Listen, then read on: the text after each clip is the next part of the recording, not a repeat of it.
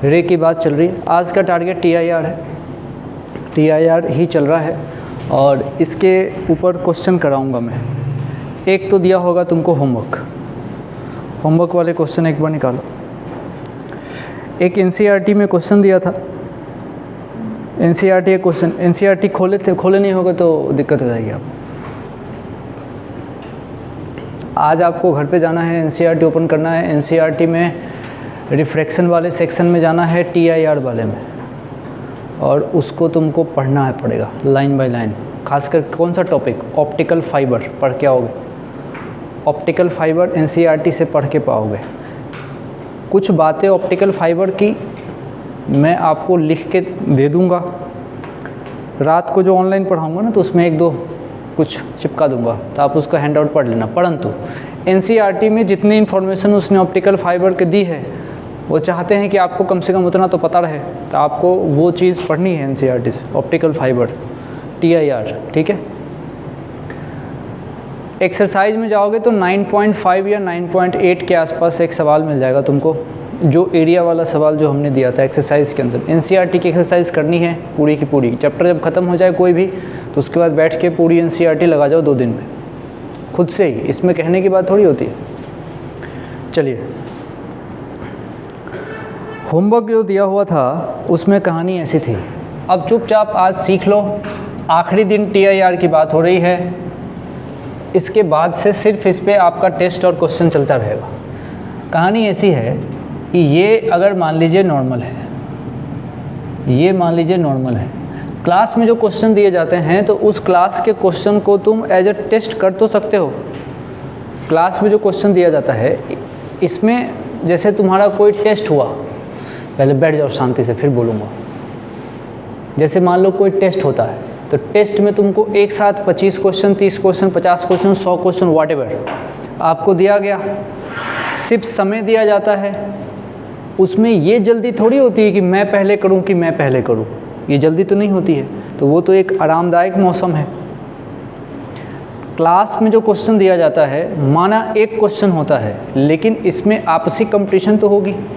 आपसी कंपटीशन अगर तुम्हारे मन में नहीं आ रही है, मतलब तुम एकदम से नालायक वाली कैटेगरी के हो। तुमको लग रहा है कोई नहीं, कोई तो कर ही लेगा, कर लेने दो, उसका तो आ ही जाएगा, बाद में ये पुरानी खड़ाई है बता ही देगा, तो इससे तुम नुकसान कर रहे हो अपना। अगर तुम्हारे मन में ये नहीं आ रही है फीलिंग कि मुझे क्लास में क्वेश्चन पहली बात तो करना है, दूसरी बात बाकी से पहले करना है, और अनाप शनाप बोल के तो निकल नहीं सकते, तो ढंग का करना है और पहले करना है लॉजिकल तरीके से। तुम देखो, हर दिन तुम अपने आप को चैलेंज कर सकते हो कि नहीं? तुम क्लास में खुद को चैलेंज ही नहीं करते। ये अगर कुछ लोग करते हैं, जो लोग क्लास में खुद को चैलेंज नहीं करें, समझ रहा है, और घर का इंतज़ार करें कि क्लास ख़त्म होगा, सब कुछ ख़त्म हो जाएगा, ये दुनिया ख़त्म हो जाएगी, फिर वापस से शुरू होगा, मैं अकेले रहूँगा, तब जाके पढ़ूँगा, ऐसे थोड़ी होता है। समय जितना है उतना ही रहेगा ना भाई सबके लिए। तुम सब कुछ ख़त्म होने का इंतज़ार करते हो, इतना क्या? तुम रोज़ हर एक क्वेश्चन, अभी कोई क्वेश्चन है, इस क्वेश्चन से खुद को चैलेंज दिया कि भाई 1 मिनट का समय है मेरे पास, तो कितनी, इससे बड़ी तो कोई कंपटीशन और प्रेशर वाली बात ही नहीं हो सकती। तुम रोज़ प्रेशर झेल सकते हो कम से कम 10 बार। अगर एक क्लास में 10 क्वेश्चन होते हैं, यहाँ पे दे दिया सबसे पहले करना है, मन में ऐसा हो रहा है, ये प्रेशर झेलने की कैपेसिटी तो डेवलप होगी। प्रेशर लोगे तब होगा ना। प्रेशर लेना तो खुद के अपनी हाथ में है। मैं टेंशन लूँगा तो होगा, नहीं लूँगा तो नहीं लूँगा। मैं लाइफ में टेंशन नहीं लेता, ये बहुत अच्छी बात है, फिर तो हो गया। फिर मतलब फिर आओ, मैं पढ़ाऊँगा, तुम नोट्स बनाओ, फिर घर पे जाओ नोट्स बनाओ, लास्ट में बैठे हो क्या मिलेगा? KTM सर का नोट्स। दिमाग में क्या गया? GHENT, सिर्फ यही मिलेगा आपको। विशेष वो नोट्स बनाने और नोट्स की खूबसूरती से विशेष कुछ फ़ायदा नहीं होने को है। तो क्या करना है? फिजिक्स में या मैथ्स में, जहाँ पे थ्योरी नहीं है ज़्यादा, क्लास के क्वेश्चन को एज ए चैलेंज डील करना है कि नहीं मेरे से होने चाहिए। नहीं हो रहे हैं तो तुमको इसका दुख होना चाहिए यार। अब जब तुम अपने सेंस ऑर्गन ही गायब कर लोगे, कोई फीलिंग ही नहीं आएगी, न दुखी होगी न खुश हो रहे हो, तब तो गड़बड़ है माँ। क्वेश्चन क्लास में नहीं हो रहे, तुमको तकलीफ़ होनी चाहिए। क्लास में आज मेरे से एक भी क्वेश्चन नहीं बने, जाते जाते आँख से आंसू निकल जाने चाहिए। साला दर्द ही नहीं हो रहा, मुझे तो कोई फ़र्क नहीं पड़ता, ये फालतू की बात है। जब फ़र्क नहीं पड़ेगा तो you are just out of competition. Competition में है ना, हम जितने बैठे हैं सब एक दूसरे के कंपटीटर है। सीट मिल जाएगी, एक को चुनना रहेगा, दे दोगे, ले ले कोई बात नहीं, तू मैं नहीं जाऊँगा, ऐसा करोगे क्या? नहीं कर सकते ना, कंपटीशन है ये सब। तो इसका मतलब कंपटीशन हर क्वेश्चन से खुद को दिया जा सकता है। क्लास का क्वेश्चन हो तो उसको लाइटली मत लिया करो, उसको सीरियसली लो। क्लास के क्वेश्चन को अगर तुम सीरियसली नहीं लोगे तो टेस्ट में क्वेश्चन नहीं बनेगा तुमसे। अगर बन रहे हैं तो जितने नंबर आ रहे उतने ही नंबर आएंगे, नंबर नहीं बढ़ेगा। Take every question as a challenge. अगर किसी दिन तुमने क्लास में एक भी क्वेश्चन नहीं सोच पाए वैसा जैसे अपन सोच रहे हैं, जैसे बाकी बच्चे सोच रहे हैं, तुम अगर नहीं सोच पाए, वो दिन तुम्हारे लिए बहुत टेंशन का दिन होना चाहिए, दुख होना चाहिए भाई। दुख ही नहीं हो रहा, साला रोज़ एक ही स्टाइल में जी रहे हैं। ऐसे थोड़ी होता है जैसे यूनिफॉर्म दे दिया, लाल कपड़ा पीला शर्ट है, रोज़ वही पहन के आ रहे, कोई फ़र्क नहीं पड़ता, हम तो रोज़ आ रहे जा रहे। तुमको पता होगा, अपने एक्सपीरियंस से सीखना चाहिए। वो बहुत सारे बच्चे ऐसे होते हैं जो रोज़ क्लास करते हैं, एक भी टेस्ट नहीं छोड़ते, रोज़ टेस्ट भी देते हैं, रोज़ क्लास रहते हैं, उसके बावजूद भी कुछ नहीं होता। द रीज़न इज़ कि बस वो आ रहे हैं जा रहे हैं, आ रहे हैं जा रहे हैं, बेंच गर्म कर रहे हैं बस, उसके अलावा विशेष कुछ नहीं हो रहा। बात समझ रहे हो? क्लास के क्वेश्चन को कैसे सॉल्व करना है? As a challenge. टारगेट क्या होना चाहिए? बाकी से पहले मेरा आंसर आना चाहिए। ये ऐसे होगी बात, एकदम से इनर्ट मुद्रा में तो बात नहीं होगी। चलो अब आओ, शुरू हो जाओ। ये ऐसे गई थी लाइट, ये लाइट ऐसे गई थी और ऐसे निकल गई, मानते हो? मैंने कहा था ये दूरी दे रखी होगी अगर 3 सेंटीमीटर, मैंने तो एंगल भी दे दिया था, हो सकता है एंगल नहीं देते तो ये दूरी आपको देते 4 सेंटीमीटर, ऐसा ही कुछ था। अच्छा ठीक है, म्यू वगैरह के बारे में कोई इन्फॉर्मेशन था? क्वेश्चन क्या कह रहा था? कह रहा था small coin is resting at the bottom of the beaker with liquid, how fast is the light travelling in the liquid. इसके अंदर लाइट कितना फास्ट ट्रेवल करेगा। ठीक है भाई, स्पीड की चर्चा करनी है। मतलब इस ये यहाँ कॉइन होगा, कहीं ये कॉइन होगा और इसके अंदर भरा था पानी, इसके अंदर पानी भरा था। ठीक है, अब कहानी ऐसी है कि लाइट को ऐसे जाने दो। अब जरा देखना, वो तो मैंने तुमको थोड़ा काम आसान करने के लिए यहाँ से क्रिटिकल एंगल दे, ये इतना ही क्वेश्चन था, क्वेश्चन तो ये था, लेकिन मैंने शायद एंगल 37 तुमको बोल दिया था, लेकिन तुमको निकाल सकते हो इसके हेल्प से। जैसे यहाँ पे नॉर्मल आएगा, ये एंगल 90 डिग्री आएगा, 90 डिग्री आएगा। आज देखना, जब लाइट सरफेस के बिल्कुल पैरेलल जाए तो उसका नाम क्या होता है? ग्रेजिंग इमर्जेंस, है ना, पैरेलल टू द सरफेस अगर लाइट की एंट्री होती है तो। चलो अब कहानी समझिए। मेरे पास अगर यहाँ से साइन थीटा की बात करी जाए, साइन थीटा की बात करी जाए, तो मैं देखो आराम से उसको क्या बोल सकता हूँ? P/H। अगर ये एंगल ये ऐसे गया है तो ये पक्का थीटा सी होगा, सोच। तो इसके चक्कर में ये भी थीटा सी होगा। अगर मैं साइन थीटा सी की ही बात करूँगा तो क्या हो जाएगा? P/H। ठीक है, नॉर्मल मेरे से कोई साइन थीटा पूछता, मैं उसको P/H बोलता। इसका परपेंडिकुलर कौन है? 3। ये h होगा ना, ये कितना होगा? 5, हाइपोटेनस है। 3/5 होगा क्या? हाइपोटेनस से समझ में आ रहा? अब बस हो गया, अब कुछ नहीं करना है। क्या लगाना है? Snell's law. स्नेल्स लॉ लगाओ, खुश रहो। स्नेल्स लॉ लगा दो। कहाँ लगाओगे स्नेल्स लॉ? यहाँ पे। अंदर का म्यू, अंदर का एंगल, बाहर का म्यू एयर है, बाहर का एंगल हो गया। साइन थीटा सी की वैल्यू ये दे रखा है 3/5, है ना। अच्छा, म्यू को क्या लिख सकते हो? हो गया आंसर। अगर किसी ने म्यू को लिख दिया C/V और यहाँ से साइन थीटा सी को किसी ने लिख दिया 3/5, ये वैल्यू किसके बराबर हो जाएगी? 1 के। हो गया। इसने हमसे पूछा था वेलोसिटी कितनी होगी? इतनी होगी ना, 8। हाँ मतलब कुछ भी देख लो। 5v बराबर 3c हो रहा है ना। 5v बराबर 3c, तो v बराबर 3c अपॉन 5, क्रॉस मल्टीप्लाई कर दीजिए। 5v बराबर 3c, तो v इक्वल्स टू हो गया 3c अपॉन 5। सी को अगर किसी ने लिख दिया, हाँ, तो ये कितना हो जाएगा, 9 इंटू हो जाएगा, तो उसको क्या लिख सकते हो, 1.8। तो आंसर क्या आएगा, 1.8 इंटू 10⁻⁸ लिख दो सीधा, सी की वैल्यू डाल दो, इच्छा है तो, नहीं तो यही आंसर है। कंक्लूजन कहाँ से निकला, कंक्लूजन ये निकला कि आपका आंसर तो सिर्फ स्नेल्स लॉ लगाने से आएगा, परंतु इस म्यू को रिप्लेस किया जा सकता है सी बाई वी के हेल्प से, तभी वेलोसिटी की बात हो सकती है। वेवलेंथ भी देता तब भी इसके अकॉर्डिंग सोच सकते थे। कल हमने देखा था, कल हमने क्या देखा था, याद है क्या, μ2/μ1, परसों क्या होता है, हाँ, v1/v2 बराबर λ1/λ2,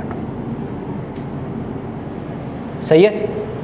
और ये भी तुमको याद हो, साइन थीटा सी किसके बराबर होता है, हाँ, μr/μ डेंसर। मान लो नहीं याद रहे तो क्या उपाय है, स्नेल्स लॉ, उसके बिना तो कोई काम नहीं होगा, स्नेल्स लॉ के बिना। ठीक है, अब करेंगे नया क्वेश्चन शुरू, नया क्वेश्चन शुरू। थोड़ा सा ऑप्टिकल फाइबर पे जाना चाहता हूँ, तो हेडिंग दीजिए, grazing emergence. Grazing emergence, optical fibre पे पहुँचेंगे इसी की हेल्प से। ग्रेजिंग इमरजेंस, पहली बात, ऑप्टिकल फाइबर पे आने से पहले 2-3 चीज़ तुमने ये सुना होगा ना, जियो फाइबर, है ना, जियो फाइबर। एक्चुअली में TIR जब होता है तो एनर्जी का लॉस बड़ा मिनिमम होता है, तो दूर तक कम्युनिकेशन करने में आसानी होती है, एनर्जी के कम्युनिकेशन करने में आसानी होती है। तो ऑप्टिकल फाइबर एक तो कम्युनिकेशन में यूज हो सकता है, दूसरा कहाँ यूज होता है,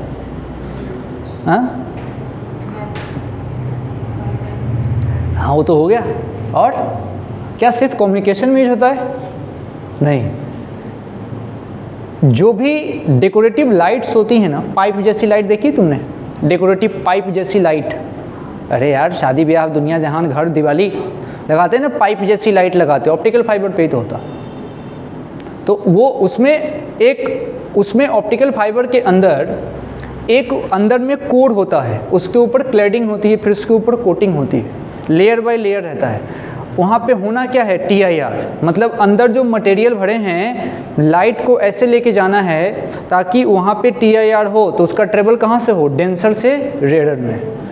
तो लेयर बनाना पड़ेगा ना, एक डेंसर होगा, उसके ऊपर रेडर होगा, तो सबसे अंदर कौन होगा, सोच, डेंसर, उसके ऊपर रेडर, इसी में, और हमेशा TIR होगा तो बिना एनर्जी लॉस किए हुए एनर्जी बहुत दूर तक जाएगी। तो एक तो ये पढ़ोगे तुम NCERT में, हो सकता है इन्फॉर्मेशन आपको मिल भी जाए। ठीक है, चलें आगे। अब देखो एक सवाल है, अच्छा सवाल कह रहा है, अब खोपड़ी खोली रखनी पड़ेगी तभी बात बनेगी इसमें। ये मान लो इस तरीके का सिचुएशन है, अभी मत बनाना, जब बोलूं तब बनाना।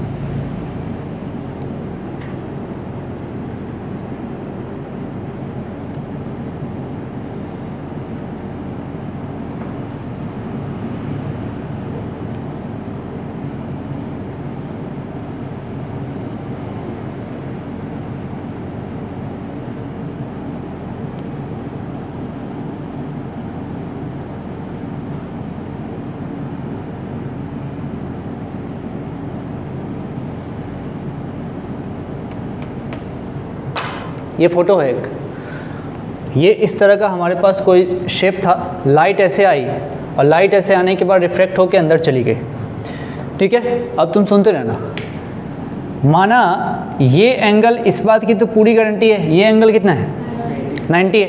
अच्छा ठीक है, अब ज़रा सोचना, यहाँ का एंगल कुछ ना कुछ होगा। सब एक बार फोटो बनाओ पहले, पूरा एक पेज चाहिए, एक पेज पूरा, सबसे टॉप में ये फ़ोटो।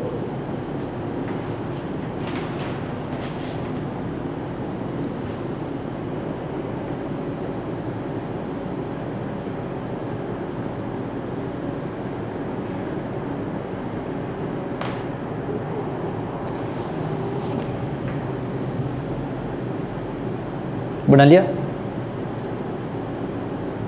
ठीक है, अब सोचना, माना लाइट की एंट्री किसी थीटा एंगल पे हो रही है, लिखो language, let light enters at an angle theta, let light enters at an angle theta on surface A B, नाम दे दीजिए, on surface A B,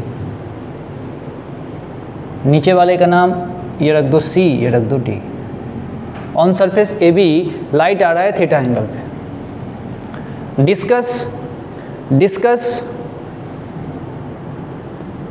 TIR, discuss TIR conditions, discuss TIR conditions, TIR की condition discuss करनी। कुछ वो जला रहा है क्या, वो अगरबत्ती एंड सो चल रहा है, बुझ गया, ठीक है, चलिए डिस्कस TIR कंडीशन। अब बात ध्यान से समझना, ये थीटा होगा या 90 होगा। अच्छा ईमानदारी से बताओ ये एंगल क्या हो सकता है, थोड़ा डिस्कस करो पहले। ये थीटा होगा, ये कुछ ना कुछ एंगल होगा। अच्छा बताओ, अब मीडियम मानते हैं पहले, चलो ऐसा करते हैं, ऊपर में एयर, यहाँ पे कोई म्यू होगा, और बाहर में फिर अगर मान लीजिए हमने एयर की बात करनी है, इस तरीके का डिस्कस करना है। लिखो लिखो, use Snell's law, use Snell's law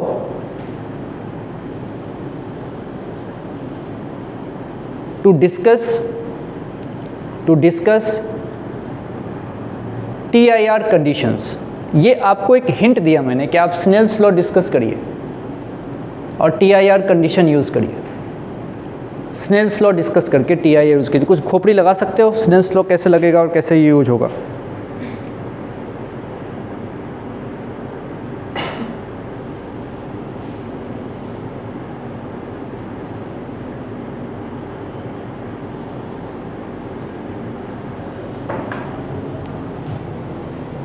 चलो हिंट देता हूँ, ये ग्रेजिंग इमर्जेंस दिख रहा है, देख ऊपर रेडर अंदर डेंसर, क्या यहाँ पे सोचना है कुछ नहीं। रेडर से डेंसर आते हैं तो कुछ सोचना है प्रिंट पर, कहाँ सोचना पड़ेगा, इस वाले सरफेस पे सोच के देख, ये वाला डेंसर है निकल रहा है रेडर में, तो ईमानदारी कहता है कि ये एंगल को पक्का थीटा सी होना पड़ेगा, this is the very first step. और ये कितना होगा 90 डिग्री, समझो इसको थीटा सी होना ही पड़ेगा और ये होगा 90 डिग्री। और समझना ये कितना होगा, बिल्कुल ये हो जाएगा तुम्हारा 90 माइनस थीटा सी। ये 90 माइनस थीटा सी होगा, इसमें मुझे कोई दिक्कत नहीं है। सबसे ज़्यादा विचार हमें यहीं पे करना पड़ा है और तब जाके बात बनी, इसमें कोई दिक्कत नहीं। अब ज़रा सोच के देखो कि क्या कंडीशन हो सकती है, क्या कंडीशन हो सकती है कि यहाँ पे TIR होगा। इसने वैल्यू पूछी है थीटा की, आपसे पूछा जा रहा है कि थीटा की वैल्यू यहाँ पे क्या होगी, थीटा की वैल्यू क्या होगी, और हमको TIR करवाना है, ग्रेजिंग इमरजेंस हो रहा है। तो स्नेल्स लॉ कितने बार लगा सकते हैं यहाँ पे, 2 बार लगा सकते हैं क्या, एक बार इस सरफेस पे लगा सकते हैं, दूसरी बार इस सरफेस पे लगा सकते हैं, मतलब 2 इक्वेशन मिलने वाला होगा, 2 इक्वेशन मिलने वाला होगा। उसको सॉल्व करने से साइन थीटा की वैल्यू आ जाएगी। क्या सवाल बनेगा सोचना, कितने डिग्री पर लाइट को लेके आऊँ कि लाइट ऐसे चली जाए। ठीक है, शुरू करो भाई, कितने डिग्री पर लाइट को इंसिडेंट कराऊं कि लाइट ऐसे चली जाए।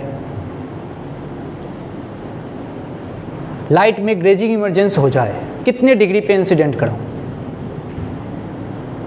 2 बार स्नेल्स लॉ लगाओगे, 2 जगह, कहाँ कहाँ, एक लगाओगे यहाँ, माना ये जगह 1 है, दूसरा लगाओगे यहाँ, माना ये जगह 2 है। 2 बार स्नेल्स लॉ लगाओ, इक्वेशन बनेगा। अब इक्वेशन बहुत अच्छा बनेगा, तुम उसको कुछ स्क्वायर करना पड़ेगा, साइन थीटा की वैल्यू आएगी। किसी का आया तो बताए, कॉट थीटा आ रहा है, कैसे आ जाएगा उल्टा पुल्टा।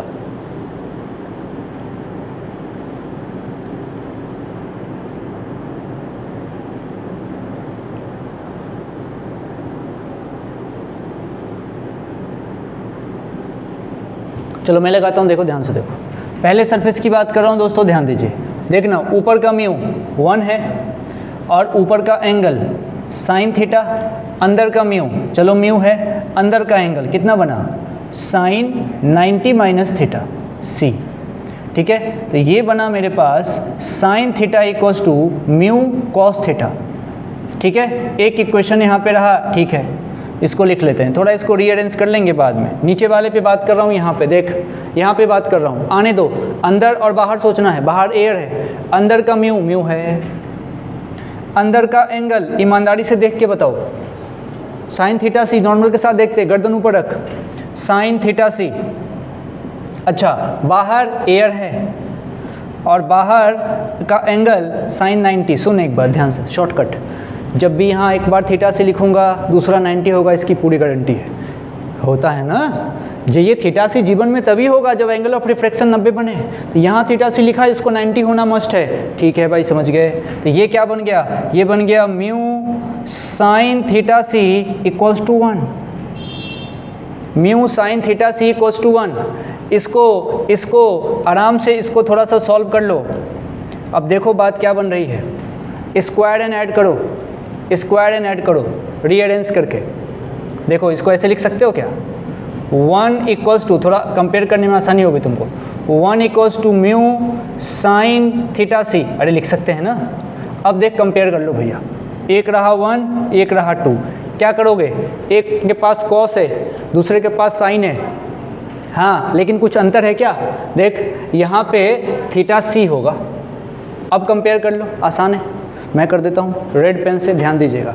मैंने स्क्वायर कर दिया, 1 का स्क्वायर प्लस 2 का स्क्वायर और दोनों को जोड़ा, 1 के हिस्से में साइन थीटा और 1, तो साइन स्क्वायर थीटा प्लस 1, ये ऐसा बन गया, sine square theta plus 1 equals to, देख भैया ये म्यू है, इसके पास भी और इसके पास भी, एक कॉस है एक साइन है, म्यू स्क्वायर कॉमन ले लेता हूँ और sine square theta C plus cos square theta C, जो क्या हो जाएगा 1, लिख दूँ डायरेक्ट, चलो छोड़, म्यू स्क्वायर कॉमन एक बार पूरा लिख देता हूँ, sine square theta C plus cos square theta C, ये 1 हो जाएगा। अब देख कहानी बन गई भैया, साइन स्क्वायर थीटा बराबर, ये देख म्यू स्क्वायर माइनस 1 बना, क्या बन गया ना, म्यू स्क्वायर, और ये तो 1 है ही सही, ये उधर माइनस हो गया। अब बताओ ईमानदारी से, साइन थीटा क्या बनेगा, under root mu square minus 1, यहाँ से थीटा क्या बनेगा, थीटा इक्वल्स टू बनेगा sine inverse under root mu square minus 1। ये क्या नाटक हो रहा है, कर क्यों नहीं इतनी मेहनत, हमको ये थीटा चाहिए था जिस थीटा पे लाइट डालने से ग्रेजिंग इमर्जेंस हो जाए, हमको वो थीटा चाहिए था जिस थीटा पे लाइट आने से ग्रेजिंग इमर्जेंस हो जाए। हमने कुछ नहीं किया, हमने दिमाग लगाया। सबसे पहला स्टेप हमारा ये था, स्टेप 1 ये था, हमने सोचा कि भाई इसको तो क्रिटिकल होना ही पड़ेगा। और जैसे ये थीटा सी हुआ, ये 90 था, 90 थीटा सी, 2 बार लगा दिया Snell's law, square and add किया, बात बन गई। क्या ढूंढ रही हो ना,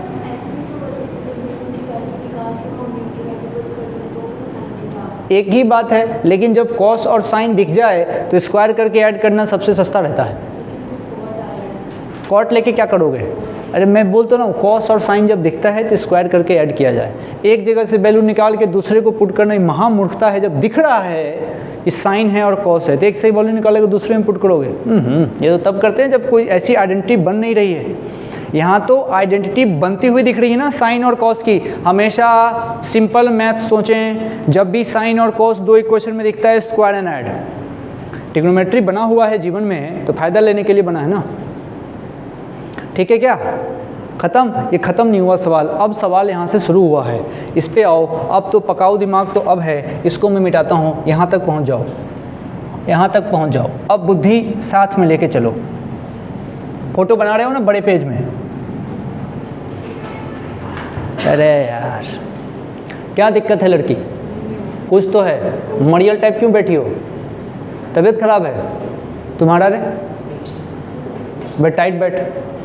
हाँ बिल्कुल। क्या हुआ भाई? पेन गिर जाता है, पेंसिल गिर जाता है। छोड़ दूँ पढ़ाना? ख़त्म हो गया ऑप्टिक्स, हम तो साला 20वें दिन घूम रहे हैं। छोड़ दूँ? शुरू करें नया मॉडर्न है? कर ले शुरू, छोड़ देते हैं हम। क्या पढ़ोगे ज़्यादा? मान लो इतने दिन पढ़ लिए, 20 दिन, उसके बाद क्वेश्चन आएगा, मान लो इसी टॉपिक से आएगा, 20 दिन पढ़ने के बाद एक सवाल आएगा, छोड़ देंगे? क्या है 20 दिन का कोई इंपॉर्टेंस थोड़ी है लाइफ में? छोड़ दूँ? तो भाई एक्टिव होकर रहे ना थोड़ा। सोचो, अब देखो, अब यहाँ से इनइक्वलिटीज़ की बात होनी है, इनइक्वलिटीज़ की बात होनी है। सोचना वोचना छोड़ दो तो आगे बात करूँ, नहीं तो भगा दूंगा। क्या सोच रही है? अलर्ट, क्या सोच रही हो? साफ साफ बात सुनो। ए, क्या लिख रही है? बेवकूफ़ कहीं का, सारी लड़कियां पगलेट है। अब सुनो मैं क्या कहना चाह रहा हूँ, ध्यान से। ये लाइन बड़ी खास है, ये लाइन बहुत खास है। मैं इसको बाउंड्री लाइन कह रहा हूँ। तुम सोच के देखो कैसे, कैसे जरा समझना, बड़ी अच्छी बात है। ये ऐसे आया था इस पार्टिकुलर थीटा पे, तभी ये थीटा सी बना था, मतलब वो खास है वो लाइन। इस लाइन के इधर भी कुछ बात है, इस लाइन के इधर भी कुछ बात है। मैं तुमको दो तरीके से बताता हूँ, बात को समझने की कोशिश करना। सबसे पहले मैं रेड कलर से बताता हूँ, इसको मिटा के मान लो लाइट की एंट्री यहाँ से हो गई, लाइट की एंट्री यहाँ से हो गई। कोई हमारे पास मान लो रे है, कोई पी नाम का रे है जो ऐसे आ रहा है, ठीक। और एक पॉसिबिलिटी हो सकती है कि कोई रे इसके उस पार से आए, और लेट सपोज इसका नाम मैंने क्यू रख दिया, ठीक। अब चलो क्यू पे चर्चा करते हैं, क्यू पे चर्चा करते हैं। किसकी बात कर रहे हैं? ऐसे ही रे नाम है उसका, क्यू की बात कर रहे हैं। क्योंकि इसका जो ऑप्शन बनेगा ना तुम्हारे पास, तो वो बनेगा इनइक्वलिटीज़ के फॉर्म में कि साइन थीटा इससे लेस देन इक्वल्स टू ये दुनिया जहान। तुम वहाँ हो जाओगे परेशान। तो या तो एक उपाय है रट जाना, रटने का क्या है कि मैक्सिमम बोलते हैं इसको। अब क्यों बोलते हैं उसका लॉजिक इधर है। रे नंबर क्यू, सोचो इसके उधर आएगा तो ये वाला थीटा कम होगा ज़्यादा होगा? कम होगा। वो वाला थीटा, अच्छा कम होगा तो उसका कुछ और नाम होगा। हाँ, अरे थीटा मान लो अभी 30 है, कम होके 15 हो गया सपोज, तो थीटा कम हो गया। सोच क्या चीज़ है जो इसमें फिक्स है? Critical angle. क्योंकि क्रिटिकल एंगल किस पे डिपेंड करता है? म्यू पे। सोच, म्यू थोड़ी बदल रहे हैं अपन, तो क्रिटिकल एंगल तो फिक्स है। ये थीटा सी म्यू का रेशियो होता है, म्यू पे डिपेंड करता है भाई साहब। तो गिवन मटेरियल के लिए क्रिटिकल एंगल तो फिक्स होगा। सोचो, तो इसका मतलब थीटा सी की वैल्यू फिक्स है, थीटा सी की वैल्यू फिक्स है। मान लिया हमने कहा 45 डिग्री है, ऐसे ही टाइम पास के लिए मान रहे हैं 45 डिग्री, ये एंगल 45 है। सुनना, अगर ये 45 होगा ना तभी लाइट इसके ऐसे आएगी। अगर ये 45 से ज़्यादा हो गया तो TIR हो जाएगा। सोच सोच सोच, अगर 45 डिग्री से अगर मैं ज़्यादा पे एंगल आई, कहाँ, यहाँ कहीं तो लाई है भाई, यहाँ तो TIR का चांस ही नहीं है। तो उस समय में हो जाएगा TIR 45 से ज़्यादा होने पे, और 45 से कम हुआ तो रिफ्रैक्शन होगा, TIR नहीं होगा। लड़ाई है TIR की। अगर 45 डिग्री से कम हुआ हमारा एंगल आई तब TIR नहीं होगा। हमको तो TIR कराना चाहते हैं, ये क्वेश्चन की डिमांड थी। और TIR जब नहीं होता है तो रिफ्रैक्शन होता है, तो लाइट इसको चीर कैसे निकल जाएगी, तब होगा रिफ्रैक्शन। अच्छा ठीक, अब दो केस समझ रहे हैं। ये थीटा छोटा होगा। अब तुमको एक बात याद है क्या, मैंने कहा था, ऐसे देख लीजिए, मान लीजिए ऐसा कोई मीडियम है। अब ये रहा इसका नॉर्मल, लाइट को ऐसे इंटर कराओ, मान लो लाइट ऐसे आ गई, ये एंगल I और ये वाला एंगल R। और तुम जानते हो ना μ1 sin I equals to μ2 sin R बोलते हो, और वहाँ से तुम कहते हो I बढ़ाऊँगा तो R बढ़ेगा, डायरेक्टली प्रोपोर्शनल ही तो है। I बढ़ाऊँगा R बढ़ेगा, क्योंकि दोनों को बराबर होना है। I बढ़ाऊँगा तो R बढ़ेगा। अच्छा ठीक है, सब बात दिमाग में चल रही है, बढ़िया बात है। अब तुमने थीटा सी कम कर दिया तो किसको कम होना पड़ेगा? 90 माइनस थीटा सी को कम होना पड़ेगा। तुमने इस थीटा को कम कर दिया, तुमने थीटा कम किया तो उसके चक्कर में 90 माइनस थीटा सी को कम होना पड़ेगा। ओवरऑल ये क्या बन रहा है? ट्रायंगल, जिसमें ये फिक्स है 90। अब जरा सोच, तुमने 90 माइनस थीटा सी, ये वाला कम हो गया तो यहाँ जो भी एंगल आएगा वो बढ़ेगा। तो यहाँ जो एंगल आया है ये थीटा सी के जगह पे जो भी एक्स वाई जेड एंगल रहा है वो बढ़ जाएगा, बढ़ जाएगा, मतलब टी आई आर होगा, टी आई आर होगा। ये बात समझ रहे हो क्या? टी आई आर होगा, ये समझ रहे हो क्या? ये तुमने कब किया? जब तुमने उस थीटा को कम किया। ऐसा है क्या? नहीं है, नहीं है, तुम नहीं सोच पाए, तुम नहीं सोच पाए, तुम वापस से सोचो, तुम उल्टा पुल्टा सोच पाए, असली बात तुम सोच नहीं पाए। एक काम करो, अपनी कॉपी में तुम इस चीज़ को डिस्कस करो। क्या करो? सबसे पहले यहाँ जो एंट्री हो रही है उस थीटा को तुम कम कराओ और उसके बाद स्टेप बाय स्टेप तुम खुद से सोचो लिख के कि क्या क्या घटना होगी। तुम थीटा को कम कराओ, थीटा को कम कराओ और सोचो क्या क्या हो सकता है। थीटा कम होगा तो क्या होगा और थीटा ज़्यादा होगा तो क्या होगा।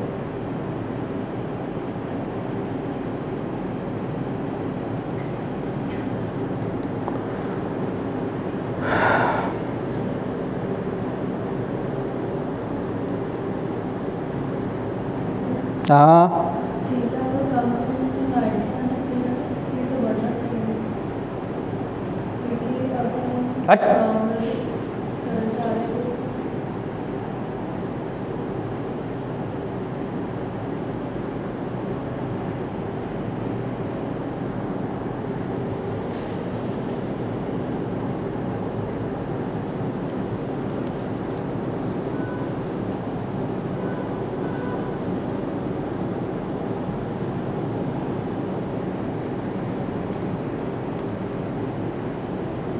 खुद से लिख के सोचा, देख थीटा कम किया, अब गर्दन लगाओ। थीटा कौन है? Angle of incidence. ये कौन है? Angle of refraction. Angle of incidence जब कम होता है तो एंगल ऑफ रिफ्रैक्शन कम होता है। थीटा सी कम होगा तो एंगल ऑफ रिफ्रैक्शन का नाम क्या था? यहाँ पे तुम हटा दे, 91 थीटा चाहिए, गोली मार। ये यहाँ पे एंगल ऑफ इंसिडेंस आई है, नया एंगल हटाओ यार तुम लोग। एंगल ऑफ इंसिडेंस आई है, मैंने कम किया है किसको? एंगल ऑफ इंसिडेंस को। तो एंगल ऑफ रिफ्रैक्शन भी कम होगा। बोल, एंगल ऑफ रिफ्रैक्शन कम होगा। अब देखना ये कम है, ये कम है, ये 90 है, तो यहाँ वाले को ज़्यादा होना पड़ेगा तभी तो 180 बनेगा। तो यहाँ वाला जो एंगल है, मतलब जो एंगल यहाँ है, मान लो इस एंगल का नाम देता हूँ मैं कोई भी एंगल अल्फ़ा। बोल, सोचना, तो अल्फ़ा की वैल्यू क्या हो जाएगी? ज़्यादा। अल्फ़ा की वैल्यू ज़्यादा हो जाएगी किससे? क्रिटिकल एंगल से। तो क्या होगा? T I R. T I R छोटा सा तो लॉजिक है यार, ये क्रिटिकल से ज़्यादा होगा, टी आई आर नहीं होगा, हैं? ठीक है? नहीं ठीक है, तुम गधे हो।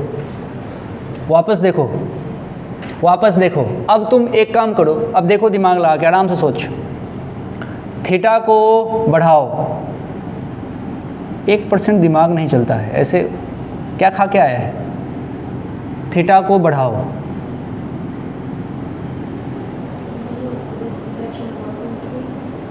अब चुपचाप सुनो, खाली हाँ हाँ करते रहना जो मैं बोल रहा हूँ। थीटा बढ़ाया, ठीक? थीटा बढ़ाएगा तो रे नंबर कहाँ पे जाना चाहिए? पी पे या क्यू पे? पी पे। थीटा बढ़ा दिया, थीटा बढ़ाने से कौन बढ़ेगा? आर बढ़ेगा। मतलब यहाँ जो एंगल था, यहाँ जो एंगल था 90 माइनस थीटा सी से तो होगा। चुप, ये कितना है? 90। अब जब ये एंगल बढ़ गया, ओवरऑल कितना फिक्स है? 180। ये ज़्यादा हो गया, ये 90 है, तो इसको कम होना पड़ेगा। तो आज जो यहाँ थीटा सी दिख रहा है, ये क्या दिखेगा? कम। कम होने पे टी आई आर होता है क्या? थीटा सी से कम होने पे टी आई आर होता है क्या? थीटा सी से कम होने पे टी आई आर होता है क्या? नहीं साहब, ये थीटा सी से जब कम होगा तो इस कंडीशन में टी आई आर होगा क्या? नहीं होगा। टी आई आर होने के लिए एंगल थीटा सी से ज़्यादा होना चाहिए। तुम इतने ही महान हो, तुम इतने जीनियस हो कि तुम इतना बढ़िया नहीं सोच पाते। फिर से सोचो, आप खुद से करो। अब मुझे लिख के एक एक चीज़ बताओ, मुंह मत बनाओ, झापड़ मार दूंगा। दिमाग अब हो रहा है मेरा गर्म, सही में रुला के भेज दूंगा आज। छोटी सी बात है, साला घुस नहीं रही दिमाग में। ट्रायंगल का सम 180 होता है, यही समझ में नहीं आ रहा।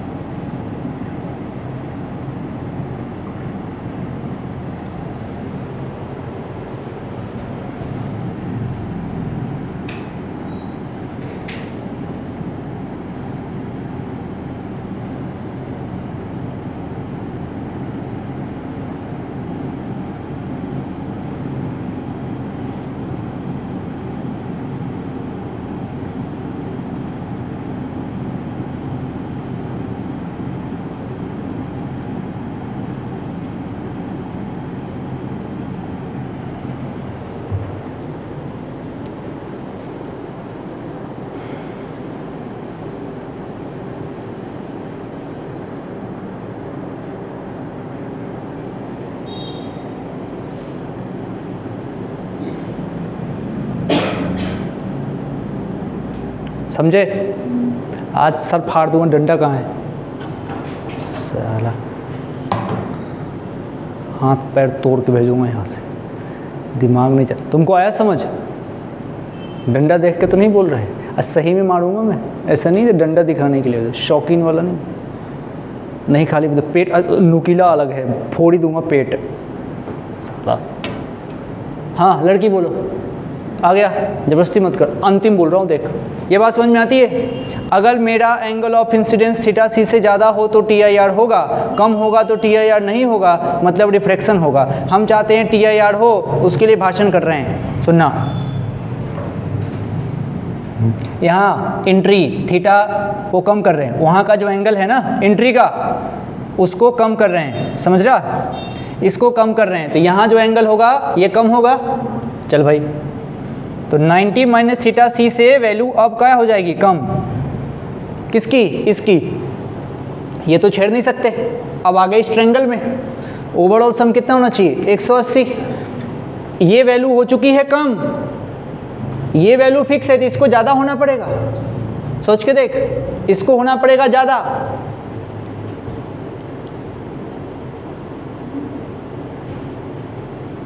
पक्का? मैंने थीटा कम किया, फिर से बोलो, मैंने थीटा कम किया, उसके चक्कर में यहाँ का एंगल कम हुआ, ये हिल नहीं सकता, तो ये एंगल ज़्यादा होगा। यानी कि यहाँ का जो एंगल बनेगा इस कंडीशन में थीटा सी से वो वैल्यू होगी ज़्यादा। जैसी वैल्यू ज़्यादा हो गई, मन खुश है, क्या होना चाहिए? T I R. अब बताओ थीटा कम किस में होगा, पी में या क्यू में? पी में या क्यू में? क्यू में रे घोंचू, क्यू में। क्यू ऊपर जाएगा तो ये बनेगा थीटा। पी तो ऐसे जब तुम नीचे लेके आओगे तब तो इतना बड़ा एंगल बन गया, देख ऐसे बन जाएगा ना एंगल ऊपर में। नहीं समझा? समझा? ये डायग्राम खुद से बनाओ, मैं मिटा देता हूँ अब, कोई छापेगा नहीं, कोई छापेगा नहीं, और अगले पेज में डायग्राम खुद से बनाएगा बिना पहले वाला देखे हुए। और समय है 30 सेकेंड, समय है 30 सेकेंड।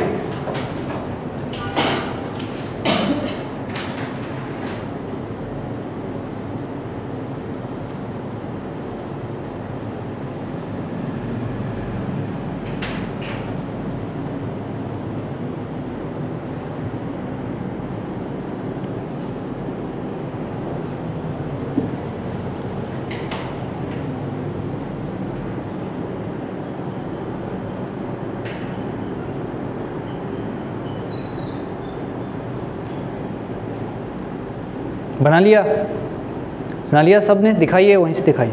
हाँ सही है, सही है भाई, अंदर कर दिया उसको। ग्रेजिंग इमरजेंस कराना है, टी आई आर कराना है, ठीक है टी आई आर कराया, डन, नो प्रॉब्लम। सबने बना लिया? एक दूसरे का चेक करिए, अगर नहीं किया हो तो उसका पेट फोड़ दीजिए। बना लिया? ग्रेजिंग इमरजेंस है, पड़ोसी से चेक कराएं, एक दूसरे का चेक करो। और दोनों पड़ोसी अगर महान है तो मुझे दिखाओ, ठीक है? सही है दोनों का? अब बताओ, अब जो मैं बात बोल रहा हूँ उसको बताना। अब जो दो बातें यहाँ हो रही है, एक बार थीटा को कम करने से और एक बार थीटा को ज़्यादा करने से। एक बार मैंने थीटा को कम किया है, एक बार मैंने थीटा को ज़्यादा किया है। अब तुम एक लाइन में बताना, थीटा को कम करने से टी आई आर हुआ है?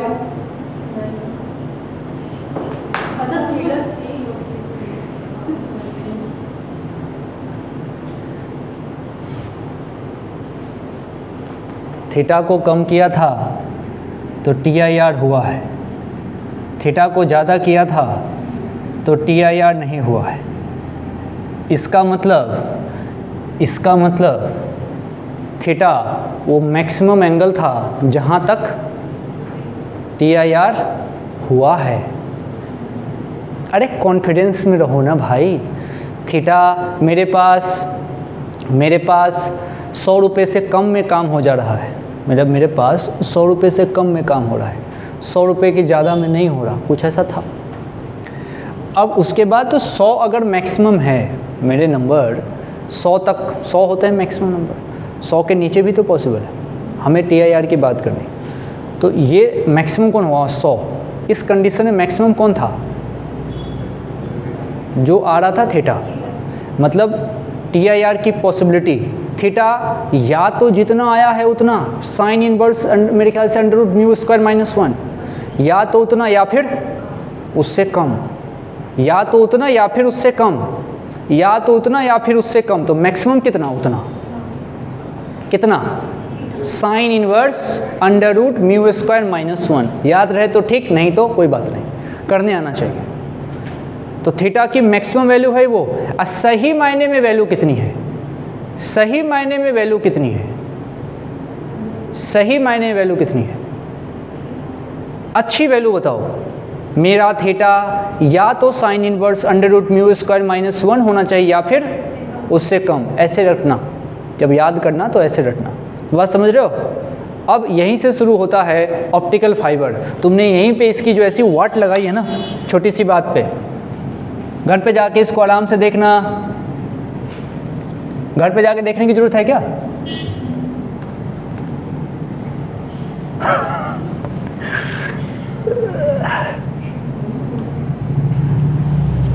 अच्छा, इसमें जो क्वेश्चन आएगा उस क्वेश्चन में इनइक्वलिटीज रहेगी, तो आपको डील करने आना चाहिए।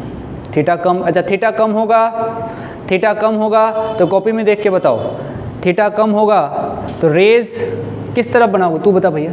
थीटा कम किधर दिखाओगे? हाँ बता, पी या क्यू?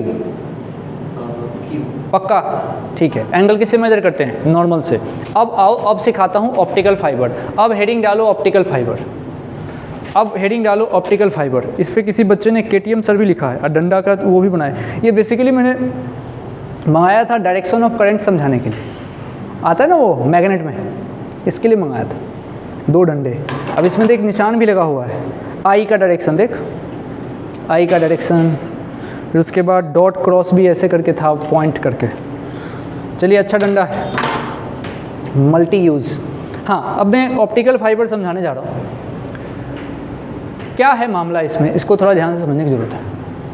थोड़ा सा बड़ा फोटो बनाना तुम, ऐसे नहीं कि चुकड़ी सा बनाना, दिखे नहीं तुमको, अंदर में रिफ्लेक्शन कराना है। तो भाई सबसे पहले तो ये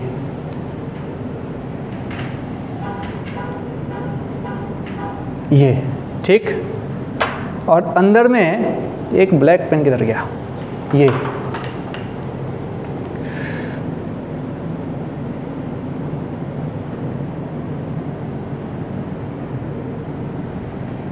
ऐसा जाएगा बहुत दूर तक, अपने को यहीं से काम हो जाना है। और एक लाइन नहीं होता है तो और खींच लेता हूँ ऐसे। तुमको ये सारी बात धीरे धीरे समझ में आएगी कि मैं क्या करना चाह रहा हूँ। अभी रुक जाना, अभी बात सुनना, सोच। तुमको ऐसा लग रहा है कि कुछ लेयर बन रहे हैं?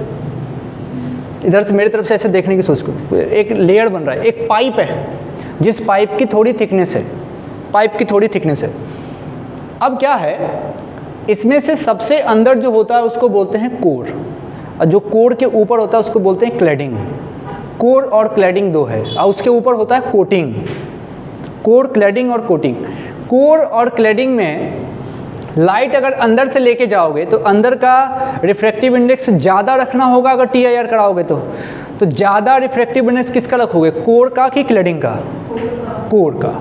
माना रिफ्रैक्टिव इंडेक्स क्वेश्चन में दे रखा होता है N1, कभी μ1, उसके अकॉर्डिंग। अब फोटो बनाओ, फोटो की साइज ज़्यादा रखना क्योंकि अंदर में मैथ्स है। बड़ा बनाना सिलेंडर, ताकि यहाँ पे स्नेल्स लॉ लगाने की जगह रहे। कोर, क्लैडिंग, इसके ऊपर चर्चा हो रही है।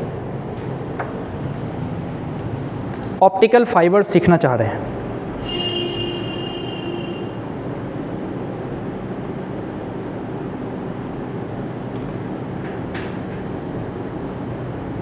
लिख लिया, बना लिया? अब लिखो refractive index of core, refractive index of core is N1,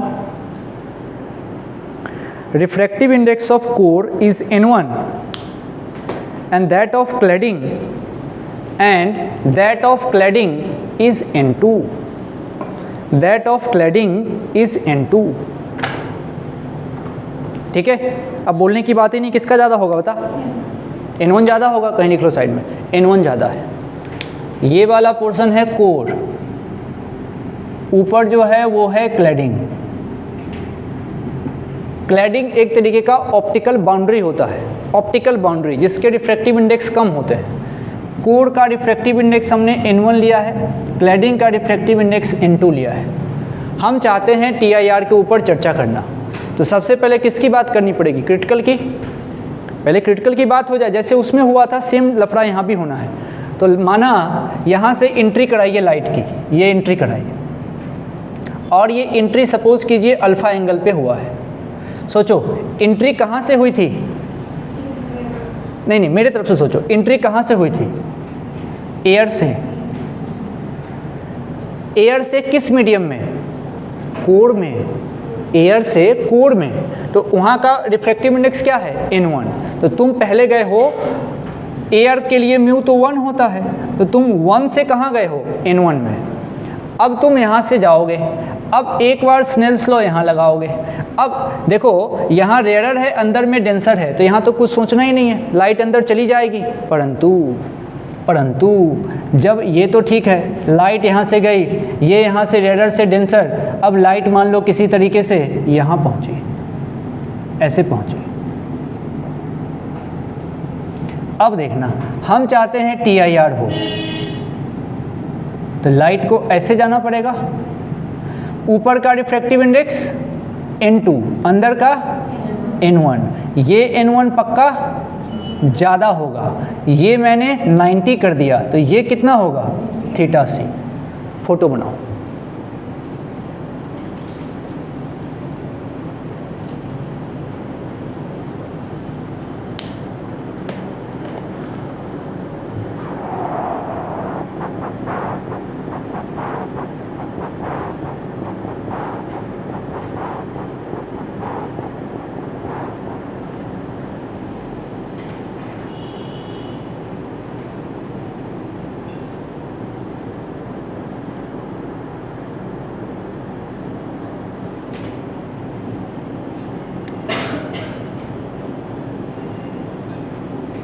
बना लिया? अब ज़रा सोचो बेहतर तरीके से, ये लाइट ऐसे आएगी, ऐसे आएगी, ऐसे आएगी, ऐसे आएगी, ये एंगल कितना होगा? 90, तो ये कितना होगा? 90 माइनस θc। अब थोड़ा ये छोटा दिख रहा होगा, आप यहाँ भी बताते बड़ा दिखता, कोई बात नहीं, हम समझ के बात। ठीक है भाई, 90 माइनस θc। अब देखना, हम यहाँ पे इसको आराम से सोचें और स्नेल्स लॉ लगाएं। ये जो डॉटेड वाली लाइन है इसको छोड़ दो, ये सोचो, ये एंट्री यहाँ से हुई है। अब ज़रा सोचना, हम चाहते हैं स्नेल्स लॉ लगाना दो जगह। एक बार जब हम एयर से लिखो, use Snell's law when light enters from air to the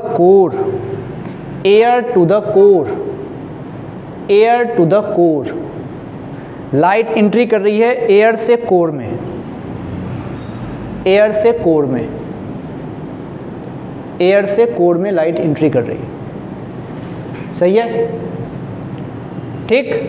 तो यहाँ से एयर से कोर में लाइट एंट्री कर रही है, थोड़ा सा इधर ये अंदर की तरफ बेंट होगी, थोड़ा सा ये अंदर की तरफ बेंट होगी लाइट। मतलब लाइट अगर मैं यहाँ से डालता तो ये लाइट अंदर की तरफ बेंट होके जाती। ये एंगल, ये जो डायग्राम है, ये डायग्राम की एक्यूरेसी कब होती है? ज़रा सोचना, ये जो मैंने यहाँ डॉटेड दिखाया है, ये अगर वायर का नॉर्मल है, सोच के देखो, तो अल्फ़ा क्या होगा इसका? Angle of incidence. अल्फ़ा इसका दोबारा फोटो बना दूंगा, उसमें एक बार देख लेना शाम को। लेकिन यहाँ तुम बात समझो, ये सही मायने में फोटो क्या होता? थोड़ा सा टिल्ट होता। सोच के देख, क्योंकि रेडर से डेंसर जाता हूँ तो टुवर्ड्स नॉर्मल जाता हूँ, तो थोड़ा सा टिल्ट होता। तो तुम टिल्ट भी बना सकते हो, मैंने कहा ना, थोड़ा टिल्ट बनाओगे तो यहाँ तक आएगा। अभी तुम ईमानदारी से सोच के देखो, पहले केस में जब तुम जा रहे हो एयर से लेके कहाँ जा रहे हो? कोर में। तो एयर के लिए म्यू कितना रखोगे? 1, और साइन क्या रखोगे? अल्फ़ा इक्वल्स टू कोर के लिए म्यू कितना है? N1, और साइन क्या रखोगे? 90 माइनस θc। ये एक बात हो गई। तो यहाँ से अपने पास आ गया sine alpha equals to N1 cos θc। एक इक्वेशन है, इसको बचा के रख लेते हैं। अब अगली बात करते हैं, यहाँ पहुँचते हैं। यहाँ अब कहाँ जाना है? अब हमको जाना है कोर से लेके क्लैडिंग तक। कोर से लेके क्लैडिंग तक, सिर्फ नाम ही है, विशेष इसमें टेंशन नहीं है। अब जरा देखना, अगर मैं कोर टू क्लैडिंग जाऊंगा उस कंडीशन में म्यू कितना रखूंगा पहले, n1, और साथ में साइन कितना रखूंगा, थीटा सी बराबर बाहर का म्यू n2, और साइन क्या रखूंगा 90। जीवन में जैसे ही यहाँ एक तरफ थीटा सी आया दूसरी तरफ क्या आएगा 90। अब यहाँ देख लो भाई, अब यहाँ से आ गया n1 और ये आ गया sine theta C equals to n2, क्योंकि साइन 91 हो गया। बोल, दो इक्वेशन है ना, एक तरफ हमारा sine alpha equals to n1 cos theta C और एक बार आ गया n1 साइन थीटा सी। अब क्या करोगे, वैल्यू उठा कर रखोगे, हाँ स्क्वायर एंड ऐड करोगे। चलो वापस खुद से करो तो, square and add, square and add,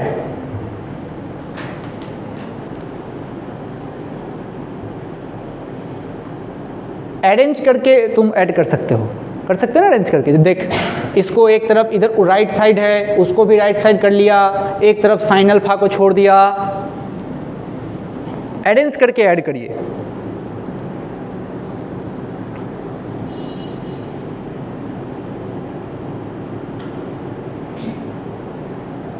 आया कुछ, आ गया, मैं यहाँ लिख दूं क्या, देख देख भैया, तुमने इसको ऐड किया होगा, मैं इसको अरेंज करूंगा तो यहाँ से क्या आएगा, साइन स्क्वायर अल्फा प्लस उसका कौन है वो,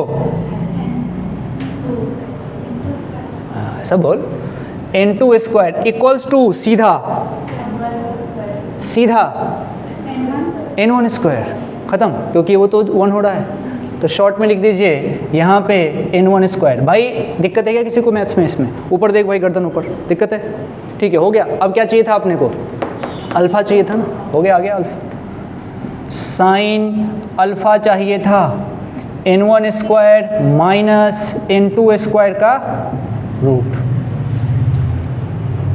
अल्फा की वैल्यू ऐसे निकलेगी, अल्फा की वैल्यू ऐसे निकलेगी। अब फिर से वही सवाल, अब मैं नहीं पगलाना चाहता हूँ, ये घर से तुम सोच के आना, अगर मैं अल्फा को ज़्यादा करूँ या कम करूँ तो क्या कंडीशन होगी, यही पूछा जाता है।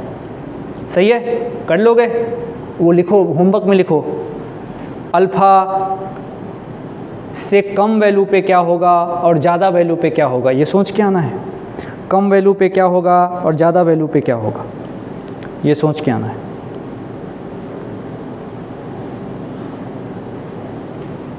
चलो, TIR पे इस तरीके की बात होती है। एक कॉन्सेप्ट जो होता है वो कॉची रिलेशन के अंदर ही आता है, लेकिन उसमें थोड़ा एक लॉजिकल क्वेश्चन है। कॉची रिलेशन जानते हो क्या होता है, क्या होता है,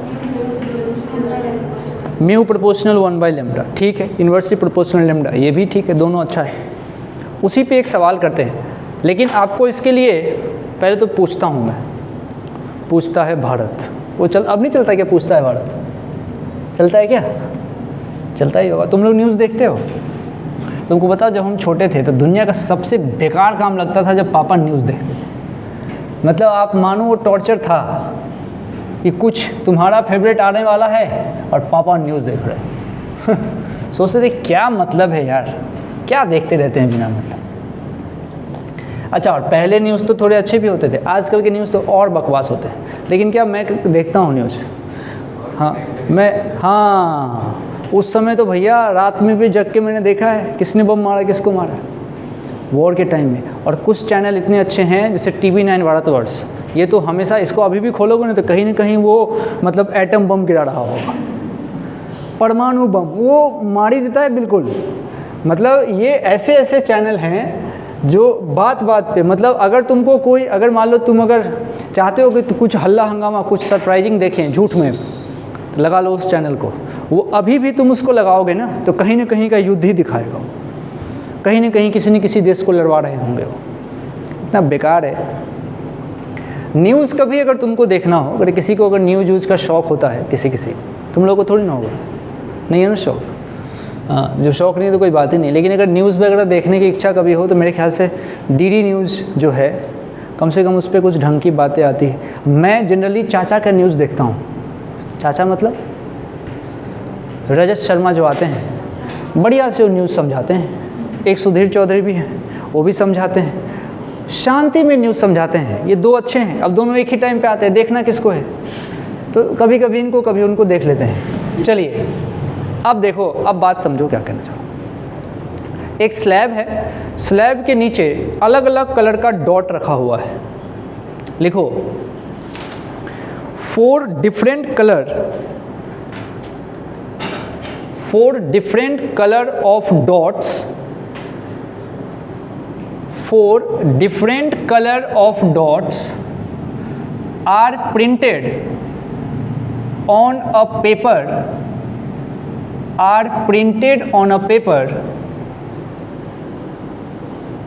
कलर लिख लीजिए क्या क्या दिया है, blue, violet, green, red.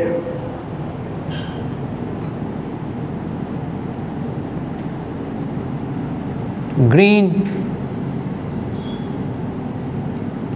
Red, blue, violet, green, red are printed on a paper. A slab of thickness D, एक स्लैब है जिसका थिकनेस D या T जो तुमको अच्छा लगे, T ले लो।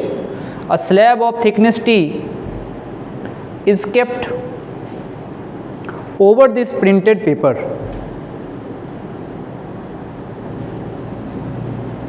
Then in which color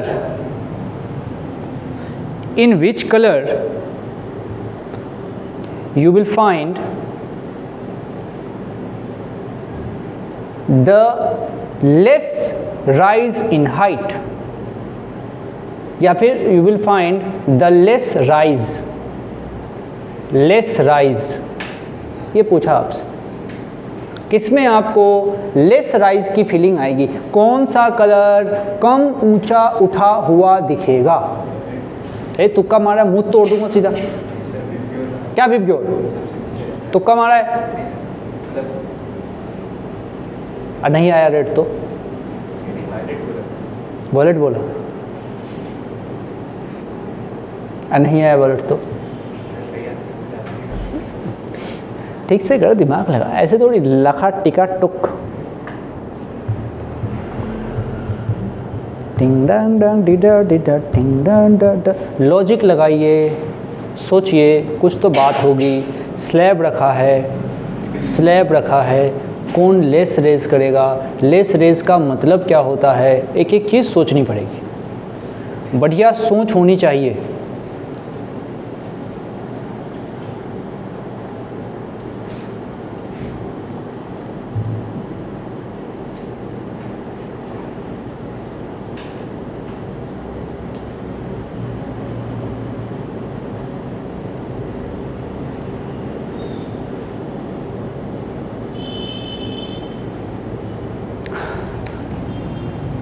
चलो थोड़ा पहले के कॉन्सेप्ट पे लेके चलता हूँ। अपरेंट डेप्थ याद है किसी को? अपरेंट डेप्थ में तुमने सीखा होगा कि मान लो कोई चीज़ यहाँ होती है, पानी के अंदर कोई सिक्का रहता है, तो पूरा डेप्थ अगर D होता है, मछली होती है ना, मछली ऐसी, और मछली चिड़िया को कहाँ फील होती है? थोड़ी ऊपर। तो जहाँ मछली फील होती है उसको क्या बोलते हो? D apparent. याद है क्या D अपरेंट कितना था? D/μ था। D अपरेंट D/μ था, ये तो था। ऊपर से देखने पे मुझे D अपरेंट फील होगा, और लेस राइज किसका होगा? सोच, लेस राइज मतलब नीचे से उठा हुआ। अब मैं कहाँ से देख रहा हूँ? ऊपर से। तो जो नीचे से कम उठा होगा वो ऊपर से ज़्यादा नीचा होगा। कोई चीज़ पानी में डूब गया, 5-7 लोग डूबे हुए हैं, लोग नहीं बर्तन, उसमें से एक सबसे कम उठा है तो सबसे गहरा तो वही दिखेगा। तो मतलब मेरा आंसर क्या आना है? मेरा आंसर तो वो होगा जिसका D अपरेंट ज़्यादा या कम? अरे ज़्यादा, तभी तो नीचे से कम उठा हुआ रहेगा। D अपरेंट ज़्यादा। D अपरेंट का मतलब क्या होता है? क्या होता है? D/μ होता है ना। तो D अपरेंट किस पे डिपेंड करेगा? इनवर्स ऑफ म्यू पे, यानी कि जिसका D/μ ज़्यादा।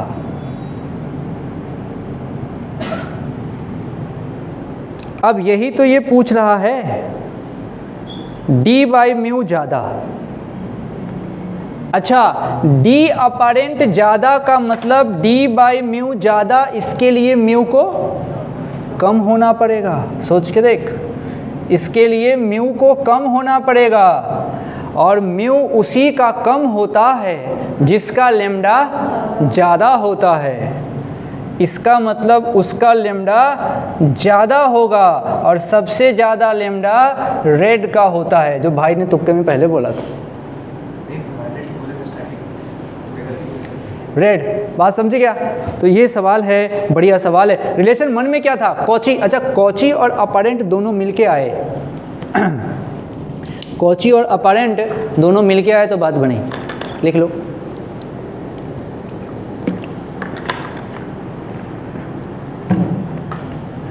एक स्लैब ऊपर से रखा और ऐसे फील हुआ इसको।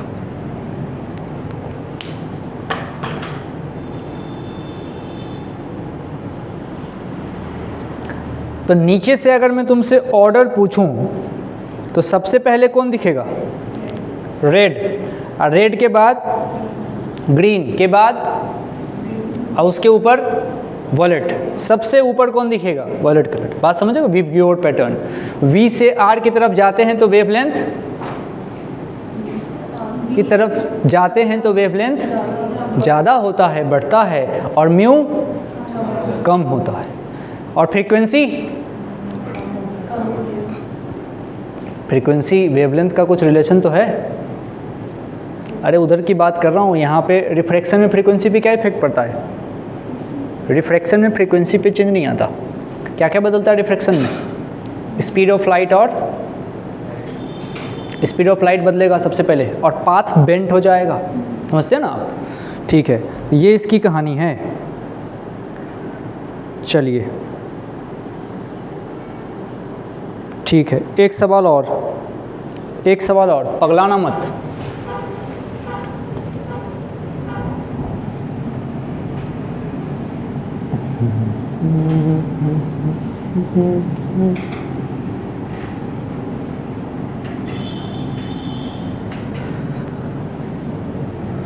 आराम से सोचो।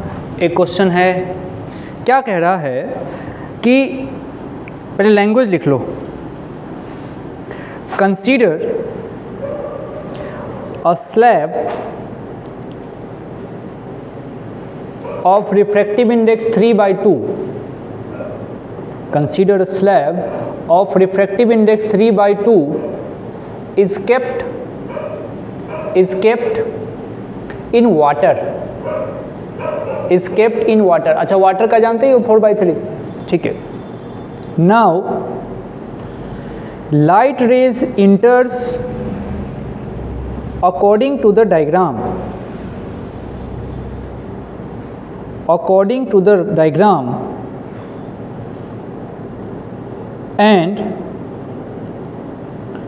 And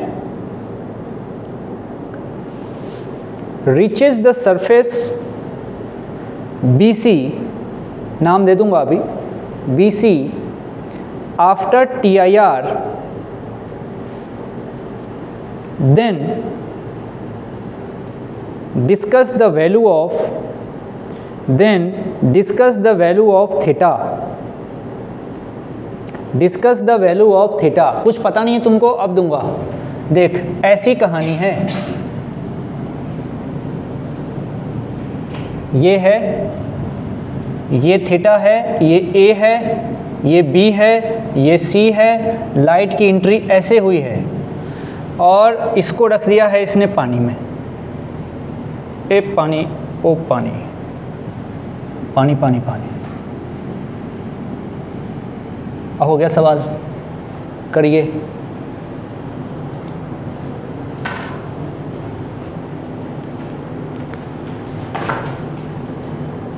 जल्दी करो, मैथ्स में नहीं जाना है। जल्दी करेगा तभी जाएगा ना भाई।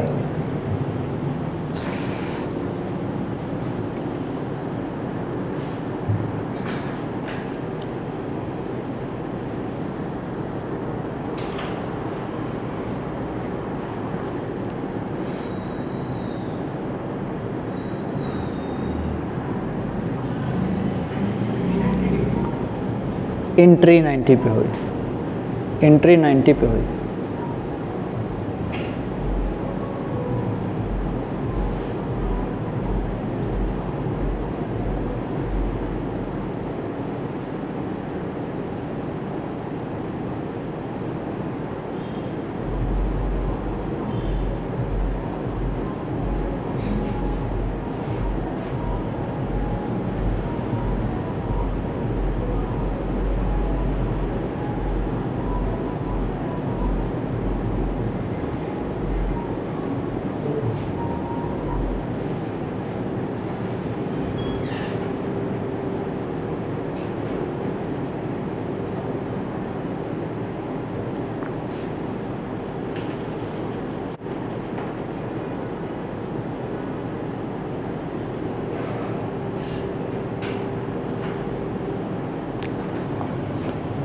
हम क्या चाहते हैं? हम चाहते हैं, हाँ बोल बोल बोल।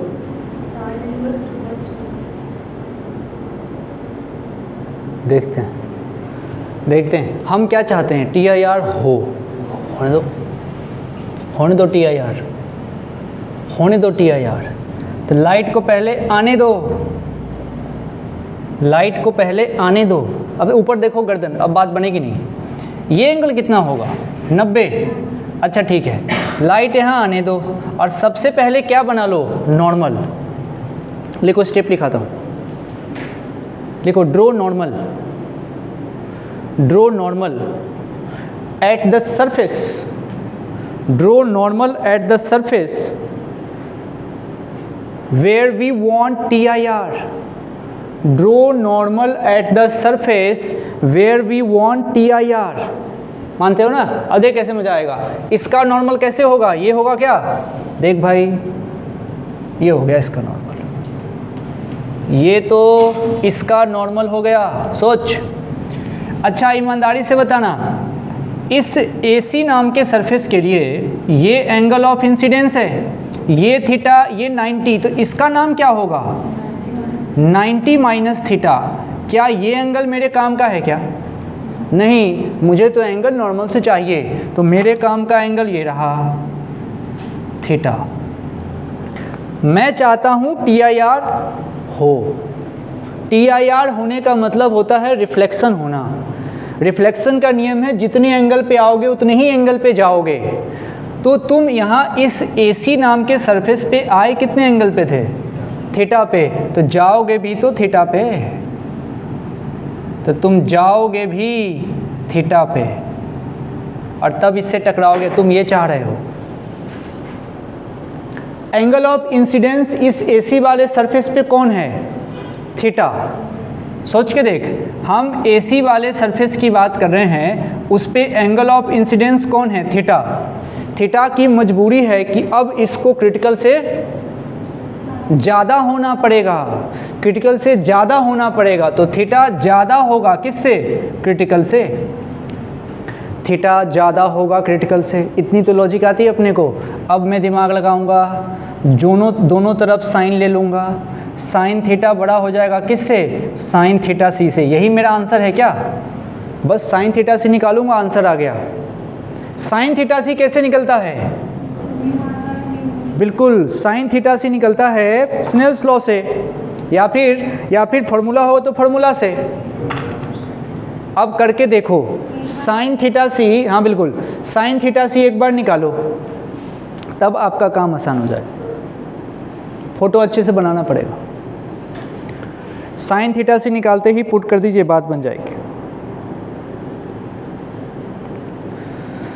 चलो कोई लिखाएगा मुझे? तू बता भैया, साइन थीटा C लिखवा। यहाँ लिखना चाहता हूँ, साइन थीटा C कैसे निकालूंगा? मेरा मन है कि मैं साइन थीटा C निकालूँ, बता क्या करूँ? एक मिनट, अब पहले मुझे बोलने दो, तुम बोलो। कहाँ पे लगाएंगे स्नेल्स लॉ? किस सरफेस पे लगाएं? AC पे लगाएं। तो लाइट कहाँ से कहाँ जाने का मन है लाइट का? नहीं, लाइट तो बाहर निकल रही थी भाई, तुमने मोड़ दिया। तो लाइट का मन कहाँ से कहाँ जाने का था? लाइट का मन था इस स्लैब वाले ग्लास से वाटर में जाने का, लाइट का मन था इस डेंसर से रेयर में जाने का, परंतु तुमने उसको क्रिटिकल एंगल से ज़्यादा पे एंट्री करा दी, इसीलिए TIR होके मजबूरी में बेचारा BC के पास गया है, मजबूरी थी इसकी। तो तुमने क्या करना है, स्नेल्स लॉ लगाना है। तो पहले लाइट आ कहाँ से रही थी? म्यू कहाँ से? ग्लास से। कितना है उसका? 3/2। और साइन कितना रखूँगा? आने का एंगल थीटा सी होता है, इंसिडेंट बराबर जाने का बताओ किस में जाना है? 4/3 में। अच्छा, और वहाँ पे तो गारंटी है पक्का कितना बनेगा एंगल? साइन 90 ही तो बनता है।